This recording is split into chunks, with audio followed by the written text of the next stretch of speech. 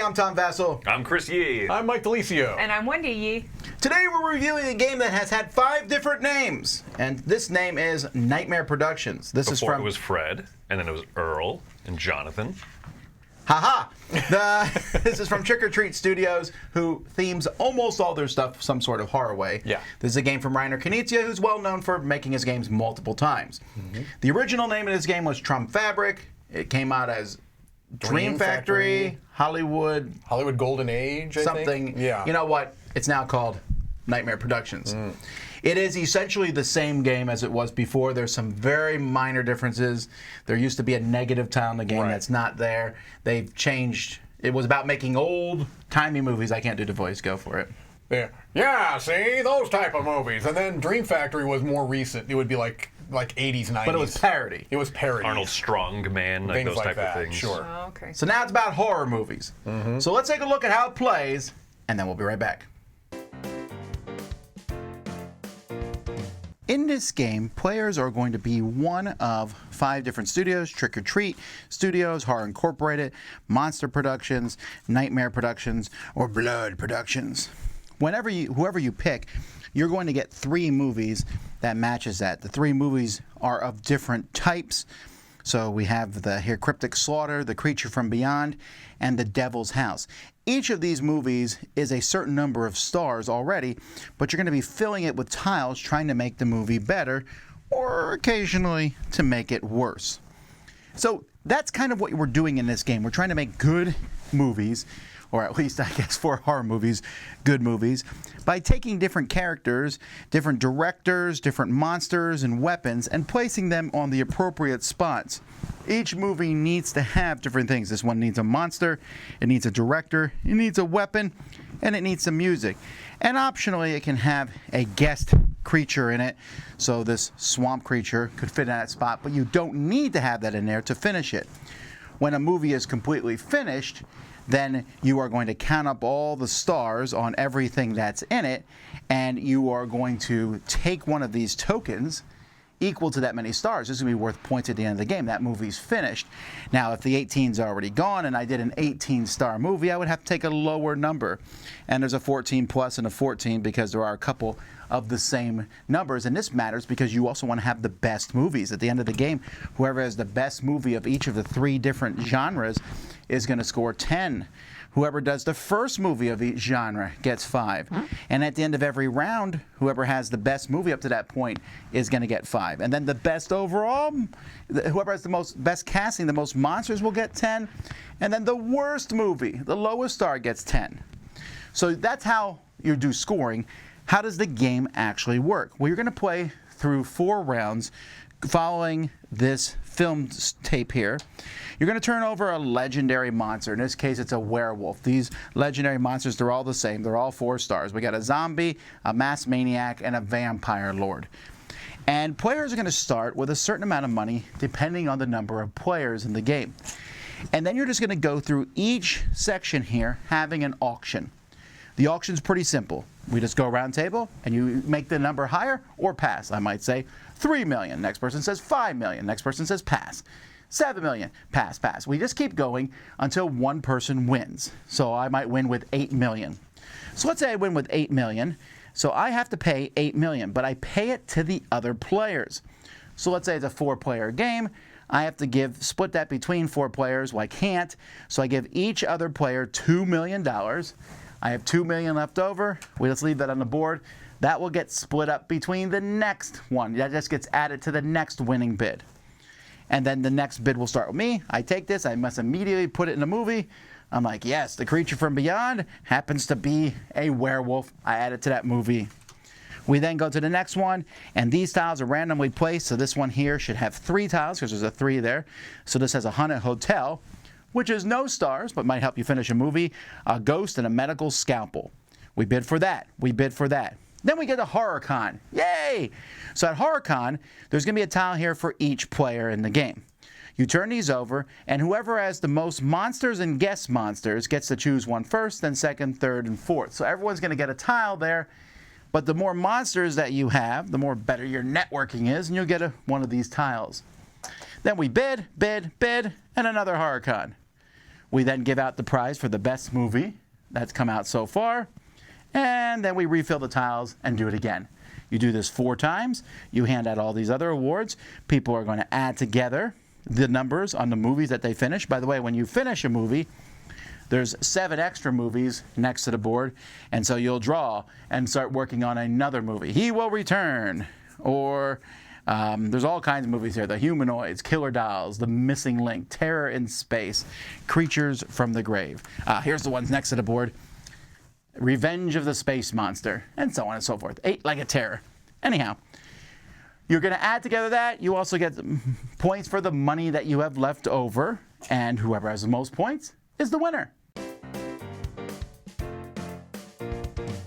Now, when I first heard about the horror theme of this, I was very enamored with that because I like the idea of making movies, and I don't want to watch B-horror movies, but the idea of like, oh, it's a zombie with a knife and there's a creepy doll, that sort of thing is funny to talk about.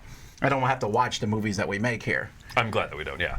And also, but I think this will appeal to a lot of people, that sort of thing. So there's also the reason that it doesn't have actual movie names in it in the past is because, well, copyright and all that, all that stuff. This is my weakest point of the game. Okay. I like the art. I like that they did these horror movies. I like everything. I feel like they could have pushed the envelope a little bit more. Instead of having a zombie, I would have put a zombie, a Football fat player. zombie, or like a football player zombie. Okay. I would have made the stuff a little bit more like, ooh, I can tell a better story. Like Goofy. Even a director, I might have been like a half-drunk director, you know, former director trying to get his name back in Hollywood. I wish they had put a little bit more effort into that, and I would have made the titles of the movies funnier. Funnier, way funnier, yeah. Funnier? No, Would you add more funnier. color? No, I don't do puns. No, yeah, the attack of the giant potato sack or something like that. I mean, I would love to have that, directed by the half-drunk former director trying to get his foot back in Hollywood. Like that type of little sillierness. I was surprised that it wasn't there. But, I still like this theme, though. It seems like the kind of thing where, each Halloween time, I would be happy to pull this out. Hey, let's make some silly horror movies. And then we'll make it sillier ourselves. Right. Like you, Tom, when I first heard that they were kind of porting this over this company and knowing it would have kind of this horror theme, I was on board right away. I thought that's a really cool idea. I came at this game through Dream Factory, which, as we've mentioned, came at it from a parody. So I was used to it being silly, and so like you, I also felt like they probably should have leaned into that silly a little more. Even with the horror theme, I think you easily could have done that. There's little nods to it here and there, but I'm with you. I feel like they should have just kind of kept that kind of silliness throughout. I do like the board. Yeah. I like the film track. I think I like the art. The art is cartoony. It's not scary at all. No. Sure. But it's not silly. It's like if I was reading a comic horror thing. This is the art. Back in the horror stories, this is that kind of art. I like the concept and the idea of the boards that you have, like they're the movies you're making in front of you, and how you're trying to make awesome movies because studios want to make good movies. But then I also really like that idea of you want to make the worst movie possible. Oh, I love that. Yeah. You want And to be that's the where the most silliness- recent worst movie. That's where the silliness would be perfect. Yeah. Because some of them are really great films, and like you said, I also want to get like a 2-star film out of 17. Also, I'm terrible at auction games, not my jam, and so being able to be like, oh, I failed and I succeeded at one thing, I at least felt good about myself for that moment. So let's talk about that. So this is a Knizia game. It is his games are not known for their strong themes. This is actually one of his most strongly themed games. I agree, yeah. But it's It an took auction him like game. 5 attempts and he got there, right? Well, I don't think he picks the theme. Actually, the original theme I liked too. Right. It's just that I didn't know any of the actors. I knew the movie Gone with the Wind, and after that I was like, I don't know anything else. But I really love the gameplay of this for a couple reasons. But the biggest one is essentially I love the auction where you give the money to everyone else. Yep. You lose. You're like, you lose. I'm going to win. I'm going to win one of these auctions because I just keep getting money. And that's in the game, the first game that we all played together. It was you and I had played it multiple times before. Not this version, but we played the game multiple times, and you two were both new to it. And so I kind of liked I was not winning the first few auctions, and I don't know if it was you or Chris who were saying, "Well, you're not doing it," and I'm like, I'm going to be. I'm in a power position right now. Like I knew that there were particular auctions at the end that if I wanted them, they were mine. and I do like that little push and pull of the closed economy. I also like the idea that on, was it 3 different occasions? You've got the face, the face down tiles. The horror cut. Yeah, that's a really nice little twist to this kind of economy in this game I like as well. So what's great too, because you see a whole round laid out. Here are the next 8-ish auctions or so. So if you want to lose the first several in a row to hoard that money for the later ones, you can. I think that generally speaking, there's more tiles as the round goes on. I think those are good touches. Good. And I think that's definitely something I missed the first round playing, was that I can plan out most of a movie by what's there. And so I definitely missed that at the beginning of it. That there's that forward thinking. Well, you mentioned the horror con. Yeah. I was under the impression when we played that you were not a big fan of that part. Of what, the horror movie? No, the horror The con where we flipping flip over. them over and whoever has the most monsters gets to choose first. And it's so a bit of a push your luck It element, I felt think. it felt a little bit like winning gets winninger. But We're it's talking not about the same best part, movies. right? It's not best movies, It's though. It's not. most monsters. Yeah. So once you know that, you can win an auction that doesn't have a lot of stuff but has an extra monster just so you get one of those. Yeah, but then it's a push your luck thing that you're like, I've invested in monsters, and now it reveals more monsters. I can't put them out. Like, I don't know. I felt like it was a cool idea, but I didn't always love the way that it translated. Sometimes you feel locked out of that because, oh man, I'm behind 1 or 2 monsters early in the game, and the person who has the extra monsters can kind of stay ahead a little bit easy. But like you said, it is about evaluating the auctions and seeing, okay, is there a chance for me to kind of get ahead on monsters, and once again balancing your budget. Do I spend too much of it right before an auction with 1 or 2 monsters or not? But there's also the luck of the draw of you might draw a film that doesn't really, I think some of them have extra spots for monsters or Yeah. so it is an element of luck. And Knizia as a designer is very okay having those elements of luck in there that I don't always agree with, but in this case I don't think it bothers me that much because the rest of the game is fun, but it is still a little bit of a prick for me. I have a question. Do you think that if you were able to hold on to those monsters that you got, because for example, some people would get monsters, and if you can't put them on a movie because you don't have any more monster spaces, you're just out, like that tile's gone.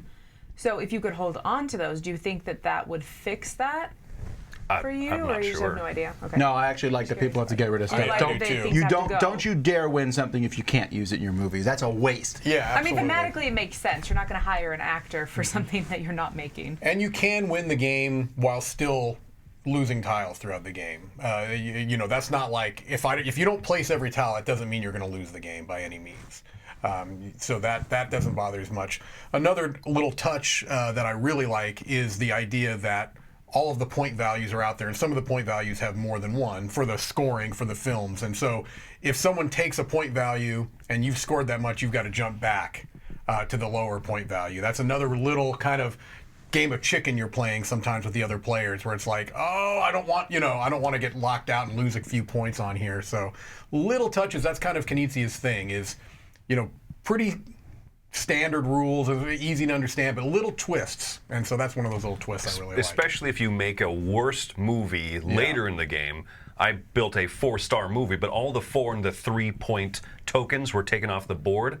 So I earn the 2-star token. Right. That's so satisfying. It is. It is. I think it is for the B movies. For the good movies, I'm trying to figure out thematically why that's the case. Because thematically it's, he got Deep Impact. I mean, Armageddon came out before Deep Impact. Right. So even though Deep Impact's clearly a better movie, Armageddon got more money. Got the buzz. Interesting. Got the money. Okay, because the way that I was looking at it was like, as a, you get an action movie every couple ones a year, right? And every new action movie is the new hot movie. So that's why I was. Yeah, well, this They is can work technically the backwards. whole thing takes place over a course of a year. Okay. Each round, I think, is Yeah. 1/4 That makes of more a year. sense then. All right, what are your final thoughts? My final thoughts is score. I'm going to come in at a 7.5 for this one because I think it's a great little auction. I like that closed auction. I have a few of those little nitpicks that I know that they might just be a me thing. The horror con is okay based on the number of monsters you have, but it's really charming. It's really fun. I like this particular theme on it. I think that there's other better Knizia auction games, but that doesn't make this one less fun. I think I just If I were to suggest one to play, I might suggest something more like Raw. But also, I like that this has a specific time of year where I could always definitely see saying, hey, let's pull out Nightmare Productions. What about you, Wendy? Okay, I'm gonna give this a 6. I'm not a big auction fan. Like, it has to be basically I have to be forced to play an auction game a lot of times for it to eventually grow on me. And so playing this, I didn't love the flow of it. I do think that the internal economy is interesting. And so that is its own little puzzle, which I appreciate.